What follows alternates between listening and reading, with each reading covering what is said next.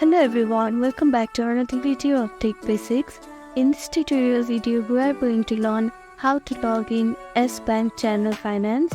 First step is to open your browser. Now click on the search bar and type in S-Bank Channel Finance login. Now scroll down a little bit until you see this logo, click on it. This is the homepage of S-Bank website. On the navigation bar, you can see login option. If you hover your mouse there, you can see different options there.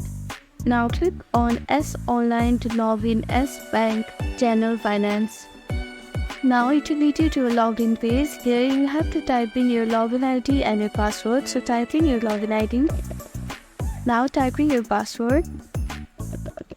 If you have forgotten your login ID, you can click on this link and reset it. And if you want to unlock your login ID, you can click here. And if you have forgotten your password, you can click here and reset your password.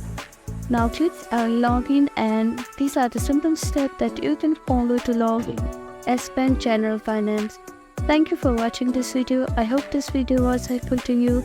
Please do like, share and subscribe to our channel, and don't forget to comment down below if you have any queries. Thank you.